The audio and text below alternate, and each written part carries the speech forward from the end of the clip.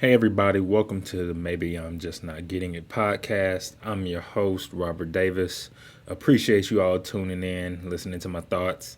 Um, Follow me on social, Instagram, RTD underscore III, Facebook, Robert Trey Davis III. Appreciate you all for the support, for tuning in. All the engagement, the comments I've gotten back, feedback I've gotten back. Really appreciate it and hope to keep more episodes coming out for you all to listen to. So with that, kind of wanted to jump into the topic of today's show, which really kind of is almost a few. It almost seems like it's a few years too late and yet current at the same time, and that's really just the pandemic. And for me, I guess in terms of this particular conversation, I'm not talking about COVID when I talk about the pandemic. I mean, COVID being the reason because of the pandemic, what caused the pandemic. But I'm talking about more or less the social epidemic that the pandemic kind of caused. I'm not saying social epidemic that it caused, but the social part of the pandemic, the quarantine, the quarantine was actually kind of a big part of that. Um, the reduced amount of communication and seems like the how people kind of just lived a completely different life during quarantine, hobbies that they picked up, kind of a stir craze a lot of time for people being trapped in the house and not being able to travel or go places they wanted to go. And so, it was a historic time for all of us, and unprecedented. A lot of people couldn't go to work, just being told that your job isn't necessary and there's nothing that you can do about that. You know, um, it was a lot of things that were going on that we hadn't seen before, or at least not in this lifetime. And I think, at least in America, I should say. And I mean, I think it's kind of dragging effect on us because again, COVID was bad. Like the virus COVID-19 that killed, was it like 1%, 2% of the population. I think it was 1%. That's still hundreds of thousands of people, not millions. Quite might be like that's horrific. And as bad as that was, the pandemic, the social, the people that the depression and the kind of negative habits and behaviors that all came from that area. The people that lost a lot of hope. I mean, a lot of people died from ways that were COVID related. Even I mean, were pandemic related that wasn't COVID. From loneliness, from sadness, from being separated from people, from being worried pretty much to death in terms of kind of like the constant state of fear that the media was in at that time talking about COVID. And I think it just that all those added elements that went along with just the virus itself was just a horror show. And it's had pandemic had its lasting impact on every corner of our society. You know, from businesses and how they conducted themselves. A lot of businesses still aren't. I'm not saying a lot, but there's businesses that still aren't opened up fully. In terms of pre-COVID, dining rooms opened up fully. Places still can't get staffed fully. Places still fighting the back to work compared to virtual work battle. And I mean, that's just business. Socially, a lot of places are still, people are meeting and gathering again, but there's still some places that are social distancing or practicing certain techniques or methods. Some not. Some want to put it in the past. Some think it's, a sign of things to come. And I think just how we've interacted socially in terms of just in restaurants and airports and mass gatherings is just now different. And it feels like we still haven't fully recovered from it, and I think that's because it requires such sudden change, and the world isn't really one that is adapted to sudden change, which that really overnight required like the whole world to implement these methods everywhere, had to implement methods that you just hadn't seen before, like in a large scale, I should say. And I think, it does cause some sort of hangover. It does. Um, and when it's that large scale, it has to assume that that hangover will take time, and that hangover will, be something that won't just be a few months or something like that. Like we've been out technically out of the COVID crisis for what, like 2 years now, almost as long as the COVID crisis was. COVID as a crisis might have been 2.5, almost 3 years. And so, we find ourselves in this, and we're kind of just, it's almost like we're sleepwalking the effects off of it, or we're still kind of like dazed from just that whole point in time. And it's just like so many people are just, you hear them say, like, man, it felt like 2021 was just yesterday. Like, we're already in 2025. And it's just like that. It's kind of just like we're just walking through what just happened to us. Kind of like we just got to get our bearings type of thing. And so the question of why it matters, right? Well, I mean, I think it matters because, like, as I was just talking about, the impact is almost is. I don't want to say this in the sense of like comparing tragedy, but it's noticeable, almost like 9/11 was noticeable in terms of the impact that it's had on our society. Again, with work, with I mean, a lot of places are going back, but they're just now, a lot of places are just now kind of getting everybody back to, I guess, how they want it to be work wise in terms of virtual versus in office. Um, Stores and retail and entertainment still really hasn't, it's gotten back out there, but it's still trying to fight that virtual, everything virtual battle that a lot of people are preferring, that kind of was taken on during the pandemic. I mean, just in general, a lot of the world was shown that a lot of 80% of things could be done virtually in today's society. Now, the positives and negatives to that are there to discuss, but in terms of just getting it done, that was there. And I think, it's, when I say similar to 9/11, it's almost like, hey, you remember the world pre-pandemic? Like, you remember how flying was? I was a kid, but you remember how flying was pre 9/11, where you could just walk somebody up to the gate and it was real lackadaisical? Like, remember how events were and and businesses were pre-COVID, when places, I remember as a worker working in a state job, I remember going to work every day, 9 to 5, 5 days a week, 8 to 5. Sorry, 5 days a week. Like Friday in the office, 4:30. Compared to now, where a lot of jobs are requiring people to come back. But I mean, then like I had a job during COVID where for a year and a half we were completely virtual every day. So it's interesting how things have come to where I can say now, and it's like, well, I remember, you know, working in the office every day, and a lot of people are just like, that's a foreign relic at this point. I remember going to restaurants and them being packed, and them and everybody having like a store closing down because they didn't have staff.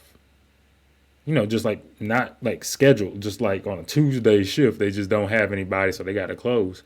That used to be unheard of. Like we didn't have like so many supply chain issues where it used to be like, oh, people would fight to keep these things from happening. Now since COVID, and there's so many kind of like cracks got exposed in terms of shortages on things that were rising in prices, like chicken wings, eggs, again, cheese.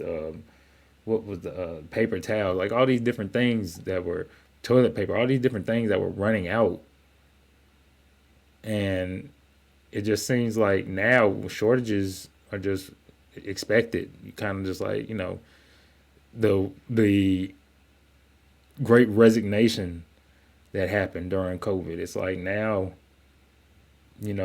bad. I don't want to say that's a reflection of bad service, but now it's like you just expect bad service, or you just take bad service from places or people as it comes, because it's just you get what you get in terms of workers now.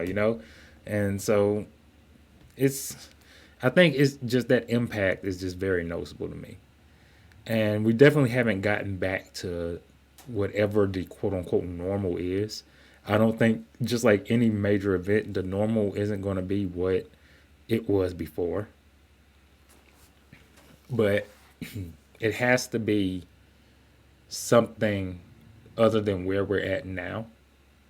I think we're coming back out of it, and I don't think that's just because people are going to work or something like that. No, I think the pandemic showed a lot of different positives of how life goes on, or life will find a way, and it also shows a lot of negatives of how, if we completely isolate ourselves, where that will take us as well. But we haven't gotten back to that sense of normalcy yet, and we have to. Um, and I think part of it is because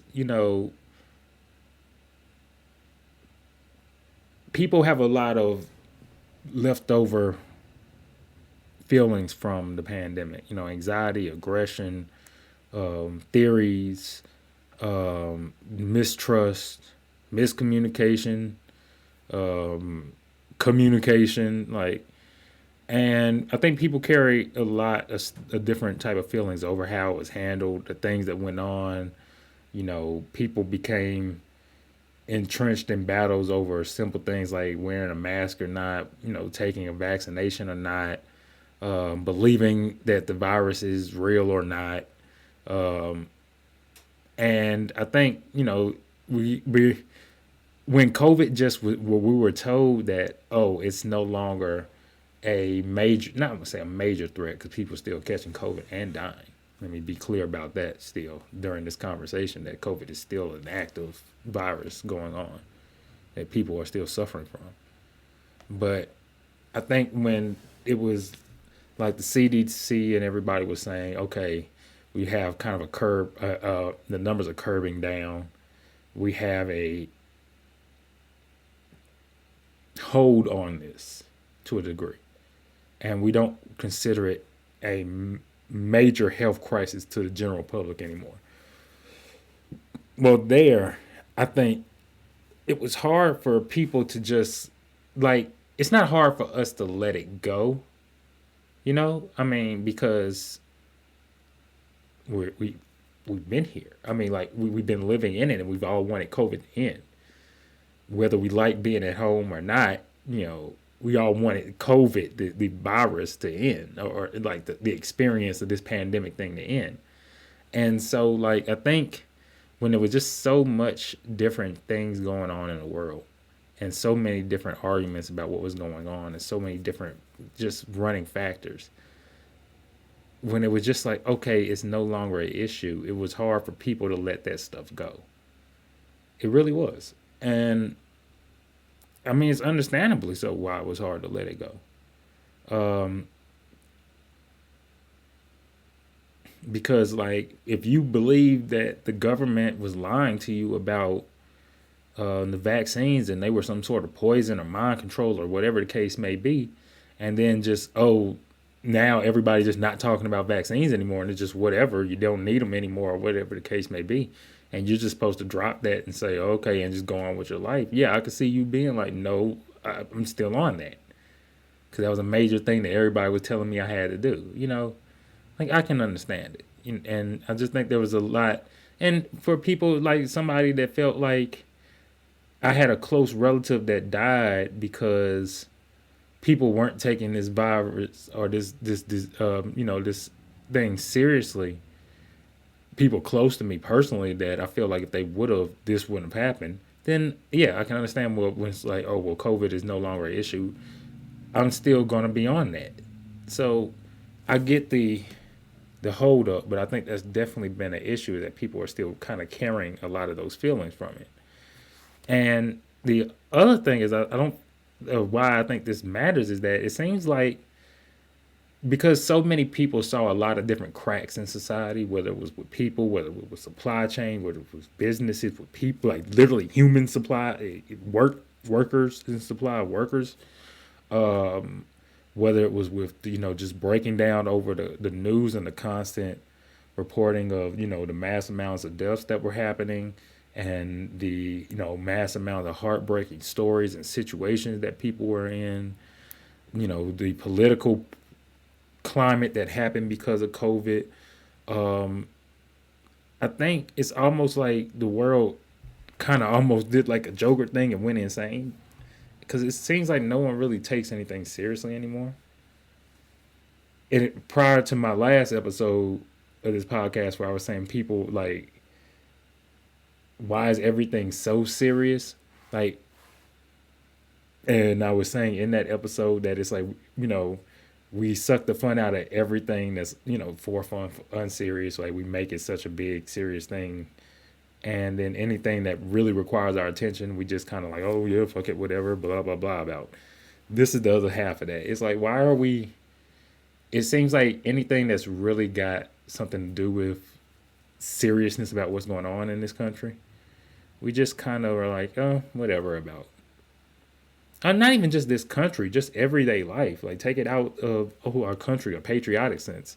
You know, businesses, people don't like going out to eat anymore because they feel like you just expect to have shitty service. And if you complain about it, people are just like, whatever. And it is what it is. You get what you get. And a lot of people feel like, it's that sort of sense of the world now where things that, it used to be expectations of how things go. It seems like it almost isn't anymore. And everything is just kind of lackadaisically, it is what it is. You get what you get, hope for the best. And I mean, I think that's because, again, that people saw so many cracks in our society that always that kind of thing that kept us going, people working that extra mile to keep, and probably in their mind, the world from falling apart or whatever it is doing from falling apart. And people saw things fall apart and just saw that eventually, somebody picks the pieces up to whatever degree and shit gets back to running. And so when they saw that was the case, they said, oh, okay. And just left it at that, and said, I'm not afraid of what's the worst that can happen. It's the what's the worst that can happen type of mentality now, I guess. And then people are also more irritable now than ever. I think that's another reason this matters, this conversation about the pandemic. And I think that's also, that carries on about, the other things I was talking about everybody being more irritable and anxious because of just a lot of that tension that was left over from the pandemic, just a lot of that change, and then being told slowly, not even being told slowly to change back, but just being kind of like left into, so what do we do now? And nobody says anything type of feeling. That's what it feels like to me, at least. And so it seems like there is a lot of irritation and anxiety that people walk around with now, that I think were heightened, if not started from the pandemic. And I think, they have to be addressed for people to really be able to move on and for us to kind of really come into what is this new stage of the world that we're living in. And I know, these things take time. It's not like you expect anything to just kind of like happen overnight, but they do eventually kind of have to come. And so, what are some examples of kind of like things that we're talking about, right? So people are in fear of reliving another pandemic. And I think we've all seen kind of that variations or examples of that. I think a lot of people are like, I'm not going back, not going to go back to you telling me, beyond just the virus itself and the fear of another thing running through making people sick. 'Cause I had COVID twice myself. It's not nothing to play with. Like, I think people are also in fear of being told they can't work, being told they can't travel, being told they can't socialize, and being kind of put into what they believe to be a kind of an isolationist type of box. And when they're told that, they don't care whether it's supposed to be quote unquote for their good or not. They just view it as a restriction on them. And I think seeing that, and then the doomsday type of time that, like I said, the media and everything predicted. And I don't want to say doomsday type of time like I'm like, oh, it wasn't that bad and they didn't have to report all that, because it was that bad and they did have to report all that. Just saying that, when you see that 24/7, it does, like, that's the message that it's sending. I mean, and truthfully, but that is the message that it's sending. And, along with that fear, as I talked about a little bit a few minutes ago, is that anger about how it was held, or how the pandemic was handled, I should say. And we've seen, again, people that are still mistrusting the government. You all put that poison in your body, you're going to be dead, and whenever they say so, or mind control, or people saying, oh, you can't be near me because you would have had my family killed by not being able to be vaccinated or spreading the virus. And it's so much distrust and disagreement and division over so many different areas of the pandemic, whether that was, whether to wear a mask or not, whether to get a shot or not, whether you should be out socializing with people or not, who can come to your house, who can't, how do you handle people that you're close with that are, their vaccination or their methods, they're not following the same methods that you feel comfortable with. It was so many different things that went on, and that people still carry anger from, in terms of just those situations, and fear of going back to, that we've all seen, we all feel them. And I think, those people, I pray first that we don't go back, so that they don't have to go back into those situations. But I mean, I think those are prime examples of just kind of where that pandemic hangover exists at in our society. Another thing I think, and this is just me on my soapbox for a second, I do believe that a lot of the inflation crisis that we're in and the economic disarray that we're in is because of the pandemic, in terms of the stimulus checks that went out, and in terms of the mass amount of, not just the PPP loans that citizens were getting, but even more importantly, the business loans that all these corporations and billionaires were getting. I think a lot of free money was issued out during the pandemic, and just generally, as government is mad inefficient. And I think, beyond all the inefficient money issued out to dead people, to people that were scam accounts and everything like that, and to all the people that were frauding out, whether it was somebody in the hood trying to take a $10,000 or $20,000 loan, compared to some millionaires taking $20 million loans, and nobody had any intention of paying this stuff back, compared to just all the individual stimulus checks that everybody got, which wasn't a lot, but still everybody getting $1,200 is a lot of money to issue out.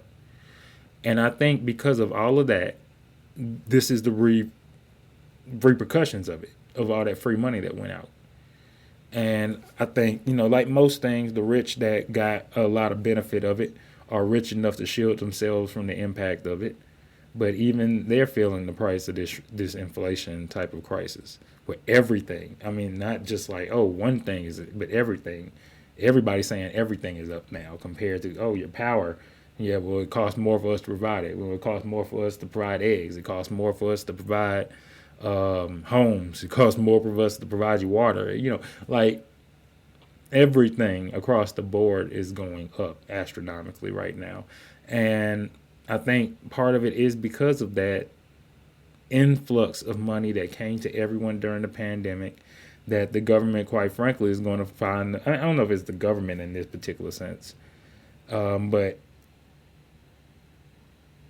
the way how economies work is that when you put out all of that money, then something has to happen. It's either that the price value has to go up for things has to go up, or the value of the dollar goes down. And I think that's what we're seeing now is just the price of things are going up because there's a lot of money that's just been I think they're trying to recoup on. I guess I should say. I know that's not 100% how the economic theory works, but at least that's my view on it in a rough sense. And then, from a business sense, I don't know how many stores, and I know you all have seen them, how many stores are still understaffed, closing randomly. I talked about this a few minutes ago. Unreliable service, restaurants, anywhere. Over reliance on making you do everything yourself. Where I would have.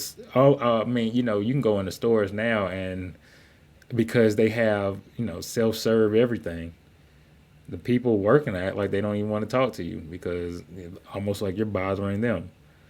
And I think these are just examples of another example of kind of that pandemic hangover where a lot of businesses were again forced to close early, forced to close unexpectedly, forced to deal with things from their workers that they wouldn't have dealt with before.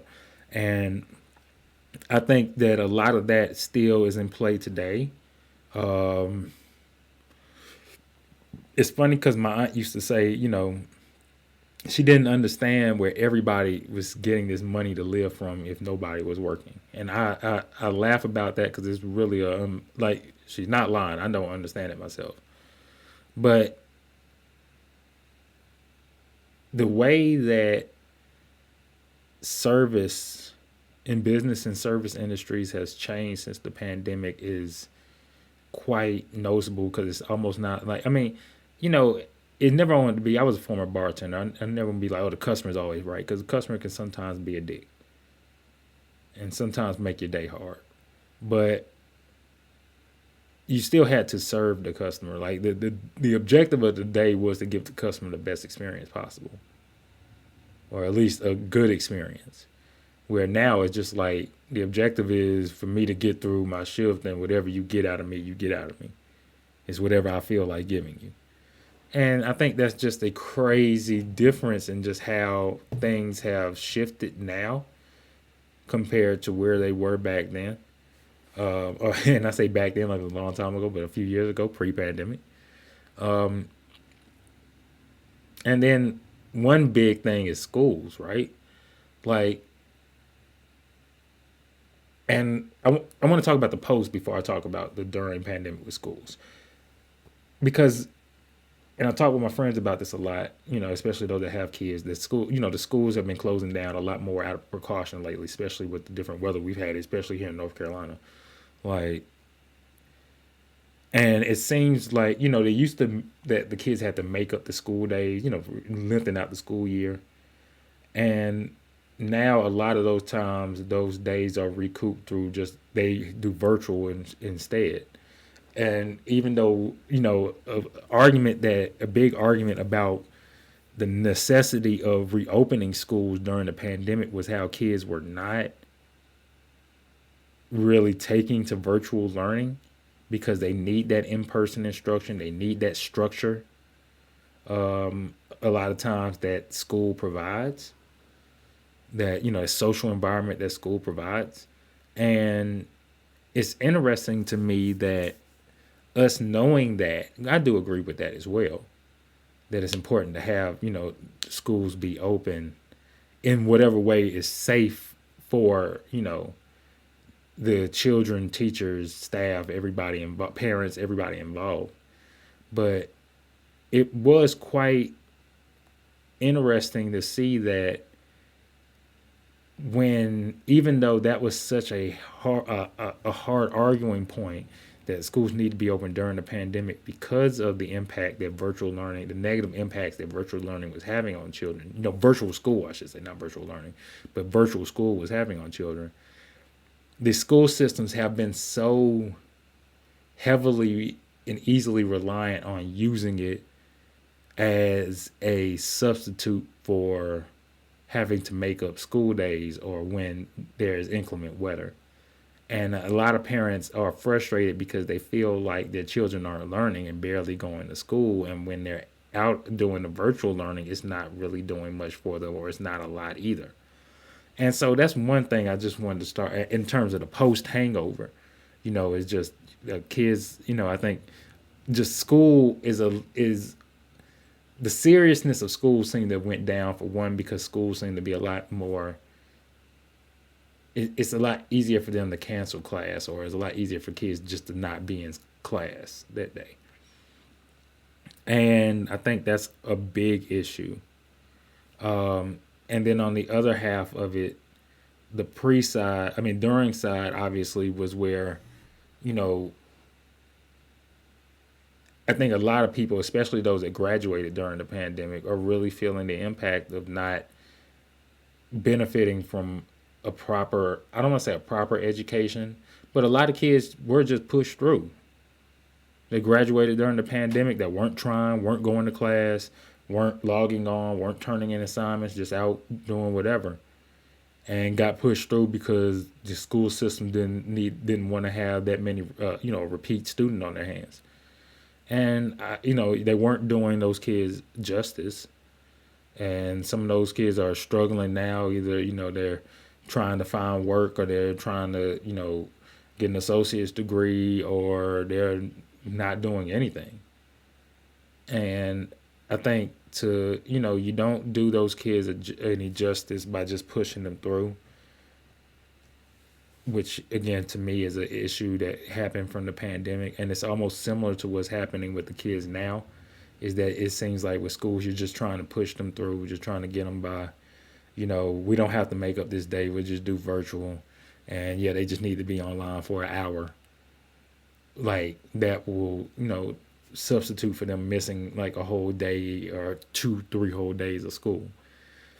And so I know I'm not a school official or anything like that, so I can't tell them exactly what is the way to go about changing that. But I do identify with the fact that there is an issue in terms of these kids not. And just the teacher shortages and the stress that was put on teachers and administrators since COVID.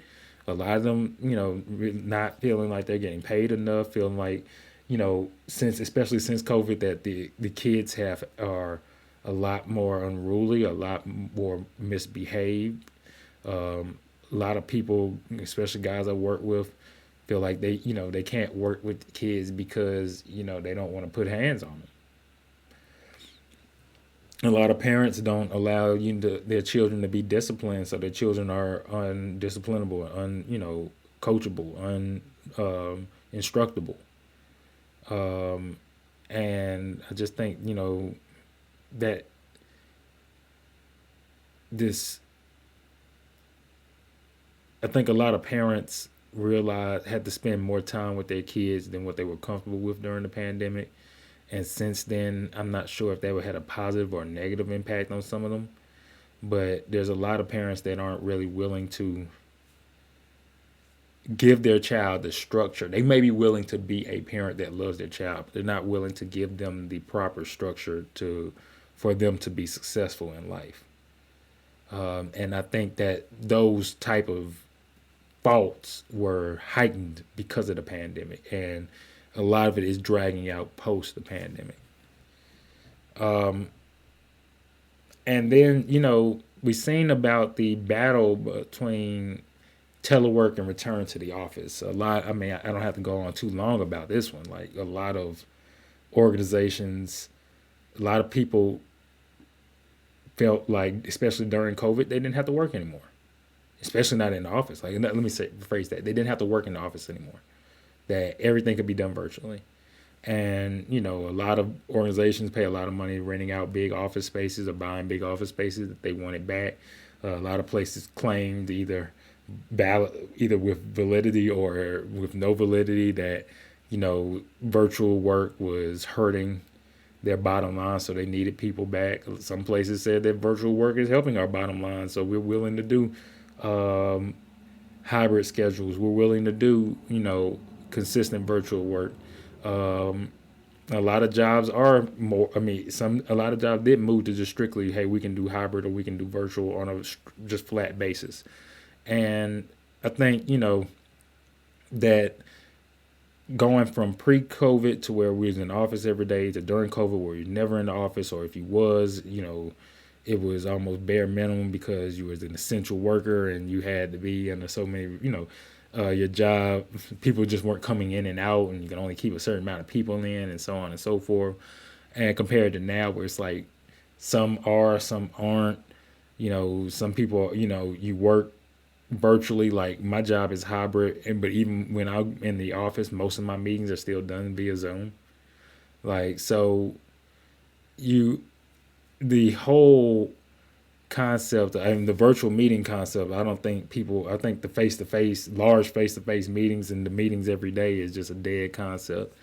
Whether you're in the office or not, I think Zoom is the way, virtual is the way that people want to go in terms of that. But it's definitely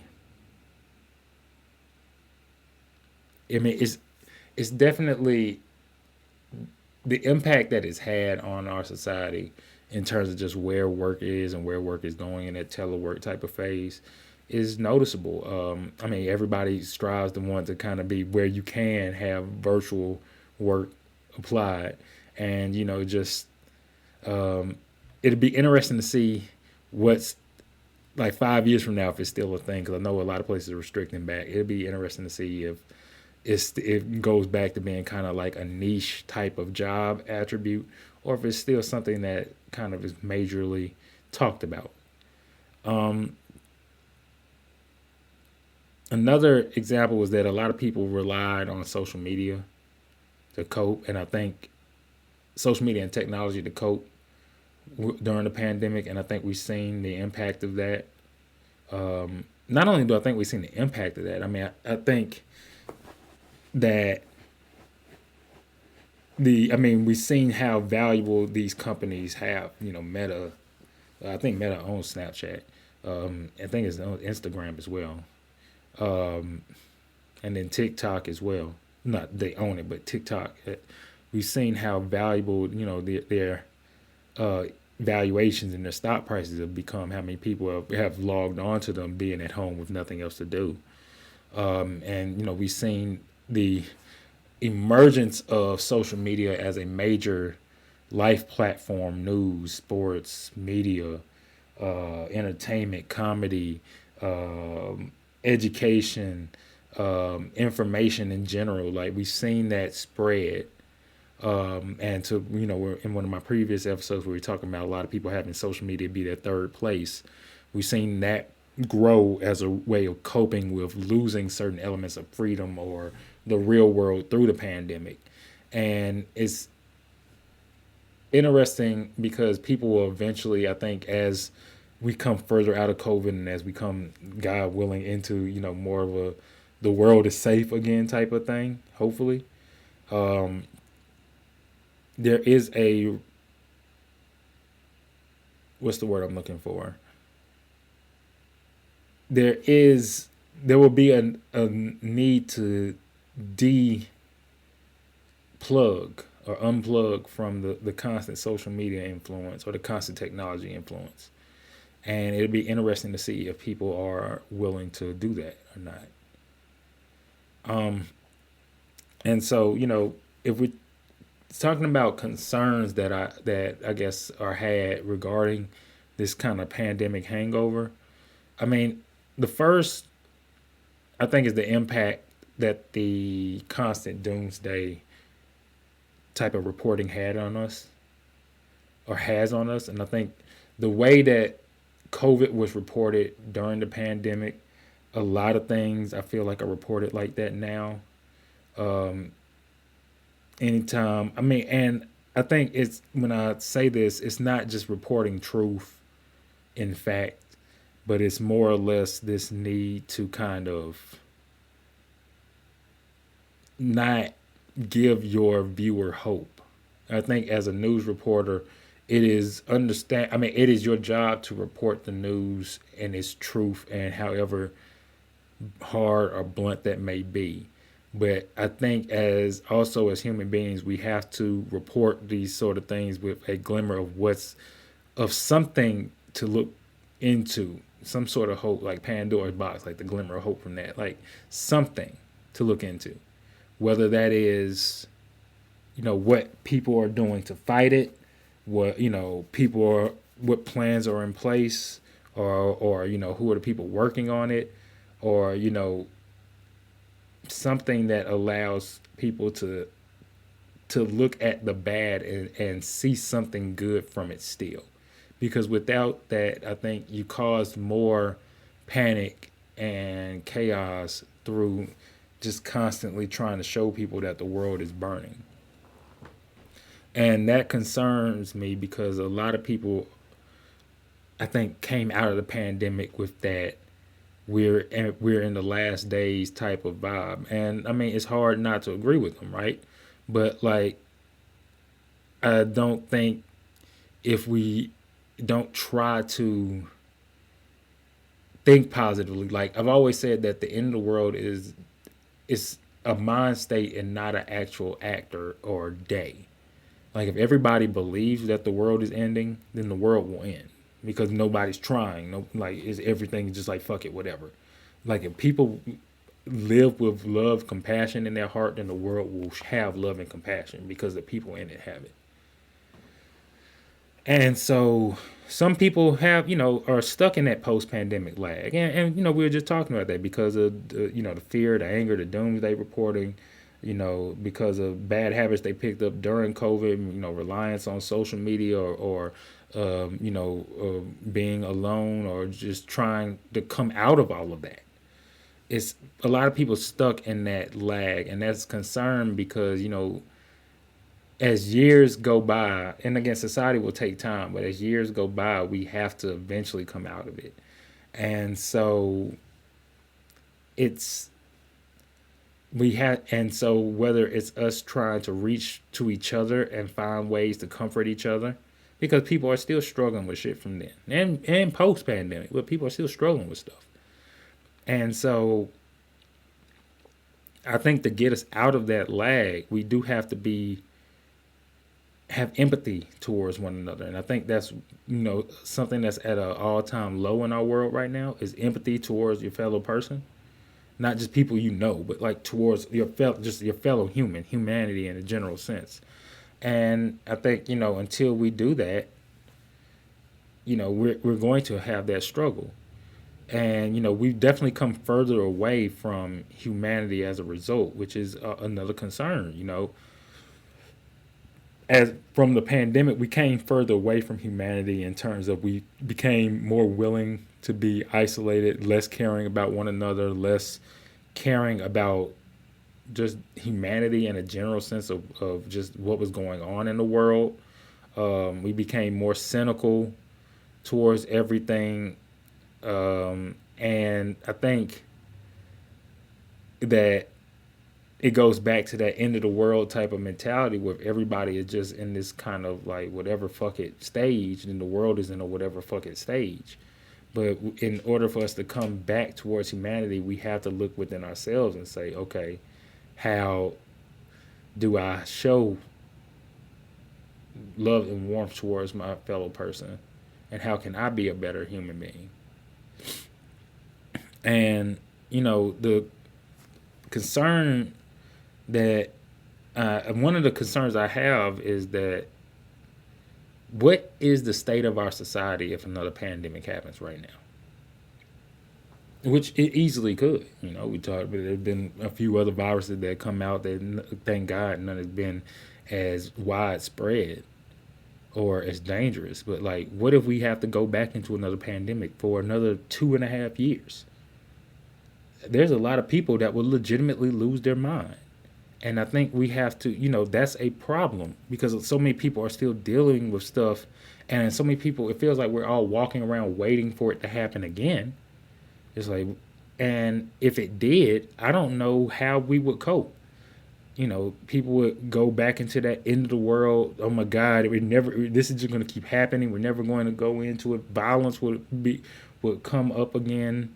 I mean, it's still up now, but like violence, random violence, people harming themselves, all these things in my mind would skyrocket because of just, it doesn't seem like we're in a stable place to handle another widespread world changing event like that. And if it when it's something that could occur so easily, it just seems like we have to be better prepared. And not just better prepared, but mentally strong and mentally tough, which I don't think that we are. Um, and I think part of that is that because it feels like we're in a wait and see type of thing from our government, we don't have a lot, in my opinion, we don't have a lot of strong leadership. I thought we had strong leadership during COVID with like Dr. Fauci and the CDC. Like, I don't think they did everything 100% right. But I think given the cards that you're dealt and you're trying to protect the whole nation and essentially the world, I think they with a disease or a virus that looks just like the common cold or the flu, like with something that you can't easily just identify. I think they did a good job, all things considering, and I think they had good intentions, and where they could have did better, it wasn't because of any nefarious or deceptive intent. With that being said, it feels like since we kind of came out of the COVID isn't a major issue thing anymore, which may have been about a year or so before Biden's term, and it may be a year and a half. It seems like we've been in this kind of wait and see type of mentality where nobody seems to know what it is going on. What are we doing? It's just, oh, we wait and see. What's going to happen? Are we, do we need to throw away our masks now? Like, am I keeping them around? Like, do I still need these vaccination cards? And everything just kind of like, they don't know. And I think because of that, from our government, from the people that are supposed to give us that guidance, that's why a lot of this kind of anxiety still lives, is that a lot of people are just kind of like, I don't know what's going on. I don't know if this is still a problem. The government doesn't seem to be saying anything about it, so maybe not, but it could be, and I think, when we get some sort of clarity or guidance on that one way or the other, it would help relieve some of that. And to that point, could we even agree on a unified action if needed? That's another concern, not the biggest. If, like, God forbid, COVID was twice as deadly, could everybody agree to say, all right, we need to all wear masks and stay socially distanced, and if you have any sort of symptoms, then you have to quarantine yourself. If there any virus that had any sort of element like that, could we seriously, with the amount of distrust and disinformation that's going on right now, could we seriously come to a unified action? I don't think so. And in terms of a pandemic and trying to curb a major outbreak, that is crucial. So if we can't do it, it's scary, pretty much. And so, kind of to close out, because I rambled a lot about this, but I have a lot of thoughts on it. The pandemic brought up a lot of dark spots for us as humans, as a humanity, as a society. It did. Beyond just the virus claiming lives and killing people and essentially picking off sick, elderly, weak, it brought up a lot of dark spots in terms of how we socialize, in terms of, our desires, our supply chains, our work schedules, our work supply, um, and it made us look at ourselves differently in the mirror. And I'm not sure that we're ready to face that obstacle again, which, if you follow history, this isn't the first time we've had a pandemic, and it won't be the last. Hopefully, it won't be one soon, but if there is the case, which you never can, fully tell or prepare for, I'm not confident that we really could handle that again, or that we could handle it, but that so many people wouldn't just flip out and, either out of apathy or inability to handle it, do something reckless, or cause more harm than good for the rest of us. I think that, we have to regain a sense of normalcy, and we have to regain a sense of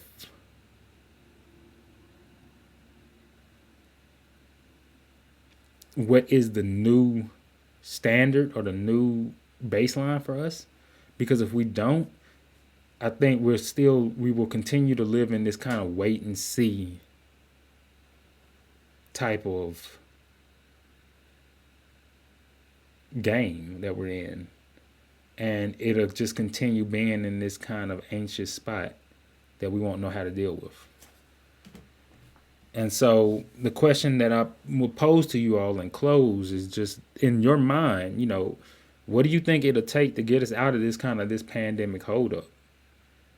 I think it'll take time. I think it'll take people having trust in a central type of figure, or not a central figure, but trust in, you know, the world, the people, empathy in the people around them, trust in, our leaders, or, who's dealing with helping combat these viruses, and helping us in emergency operations and emergency situations. I think it'll take a lot of things, but I'm interested to know, in your mind, what kind of will get us there. And so, thank you all. I appreciate you tuning in, listening to me talk. Again, follow me on socials, Instagram, RTD underscore III. Again, RTD underscore III. That's 3 I's. Facebook, Robert Trey Davis III. Don't mind the sirens in the background. I guess somebody might be in trouble. And again, appreciate you all tuning in to the Maybe I'm Just Not Getting It podcast. I'm your host, Robert Davis. Appreciate you all. Take care.